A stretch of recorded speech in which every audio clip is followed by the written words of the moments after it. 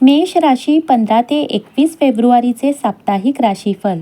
मेष राशी, फेब्रुवारी 2026चा हा तिसरा आठवडा तुमच्यासाठी अत्यंत फलदायी ठरेल.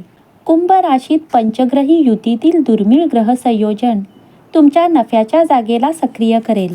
या आठवड्यात मोकळेपणाची अपेक्षा आहे. स्वप्ने बोलत आहेत. अंतर्ज्ञान उंचावत आहे. स्वतःच्या ओळखीची दिशा आणि शक्यतेचा एक नवीन अध्याय तुमच्यातून पुढे सरकत आहे. हा आठवडा तुमच्या सर्वात मोठ्या स्वप्नांचा विचार करण्याचा आहे. करिअरच्या बाबतीत या आठवड्यात कामाच्या ठिकाणी तुमच्या मेहनतीचे फळ मिळेल. रवी, बुध व शुक्राच्या प्रभावामुळे तुमच्या वरिष्ठांना आनंद होईल. पंचग्रही योगामुळे नोकरी बदलण्याची किंवा प्रमोशन होण्याची दाट शक्यता आहे. तुमच्या व्यवसायात नवीन ग्राहक येतील, जे तुम्हाला गमावलेला निधी परत मिळवून देण्यास मदत करतील. शनीची स्थिती लक्षात घेता कोणतीही मोठी गुंतवणूक करण्यापूर्वी अनुभवी व्यक्तींचा सल्ला घेणे योग्य ठरेल. मेष राशीच्या लोकांनी त्यांच्या बोलण्यात आणि कृतीत संयम बाळगला पाहिजे. तुम्हाला हे समजून घेणे आवश्यक आहे की तुमचे शब्द तुमच्या बाजूने गोष्टींवर प्रभाव टाकू शकतात व तुमच्या वर्तनामुळे तुमची प्रगतीही बिघडू शकते. तुमच्या राशीवरील शनीचा सततचा दबाव तुम्हाला एक गोष्ट शिकवत आहे की शिस्त ही नाटकाला मागे टाकते.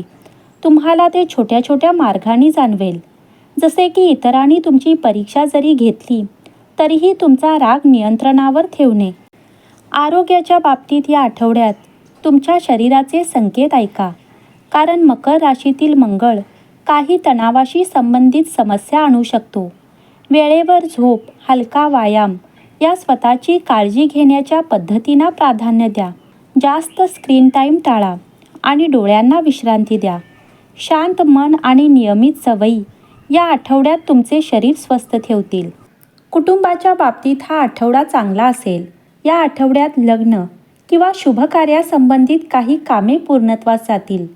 काही अशीही कामे आहेत जी बऱ्याच दिवसापासून अडलेली आहेत. ती कामे देखील पूर्ण होण्याची शक्यता आहे.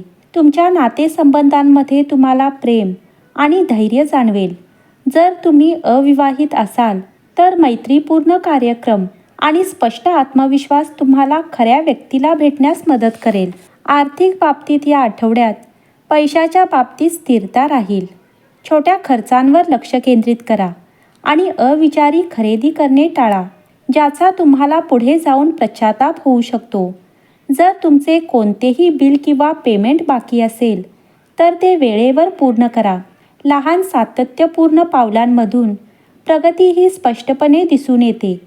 त्यामुळे विलंब होत असताना देखील संयम राखणे हे खूप फायदेशीर ठरते.